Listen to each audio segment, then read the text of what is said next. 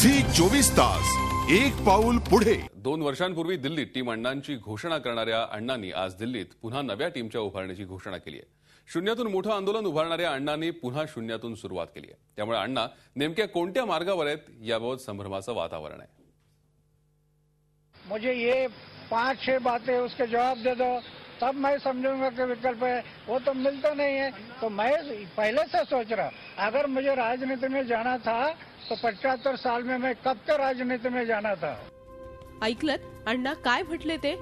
राजकीय पक्ष स्थापनेवरून अण्णा आणि केजरीवाल यांच्यामध्ये गेल्या काही दिवसांपासून घमासान सुरू होतं। मात्र दिल्लीत आलेल्या अण्णांच्या भेटीला केजरीवाल गेले आणि मतभेद नसल्याचं चित्र उभं करण्यात आलं। केवळ आपले मार्ग वेगळे आहेत, मात्र ध्येय एकच असल्याचा पुनरुच्चार केजरीवालांनी केला। कोई लड़ाई झगड़ा नहीं है, जैसा वो कहते रहे हैं कि मंजिल एक है, रास्ते अलग हैं।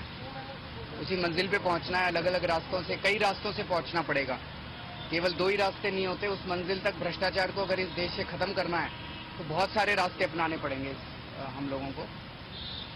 हम उनको केवल ये कहने आए थे कि जो भी वो करेंगे हम पूरी तरह से उनके साथ हैं।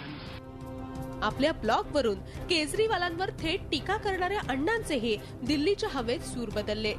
राजकीय मार्गानं न जाण्याचा निर्धार करणाऱ्या आणि आपलं नाव आणि फोटो वापरण्यास मनाई करणाऱ्या अण्णांनी केजरीवालांच्या उमेदवारीला पाठिंबा देण्याचीच घोषणा करून टाकली।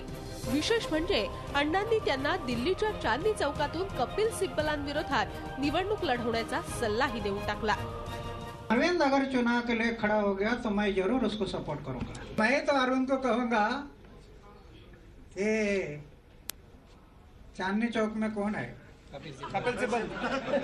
कपिल सिब्बल के अपोजिट में खड़ा हो गया तो मैं प्रचार के लिए आ जाऊंगा। ज्या दिल्लीत 2 वर्षांपूर्वी अण्णांनी टीमची बांधणी केली होती, त्याच दिल्लीत नव्या टीमच्या उभारणीची घोषणा अण्णांनी केली।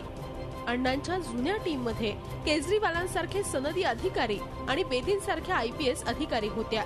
आता अण्णांनी भविष्यातील रणनीती आखण्यासाठी 70 निवृत्त IAS आणि IPS अधिकाऱ्यांशी चर्चा केली आहे। त्यामुळे अण्णा नव्या केजरीवाल आणि बेदींच्या शोधात दिसतायत। यावरून दिशाहीनतेपासून सुरू झालेला अण्णांचा प्रवास पुन्हा एकदा दिशाहीनतेकडे जाताना दिसतोय, एवढं मात्र खरं। दिल्लीत 2 दिवसाच्या दौऱ्यावर आलेल्या अण्णा हजारेंबरोबर महाराष्ट्रातनं कोणीही आलेलं नाही।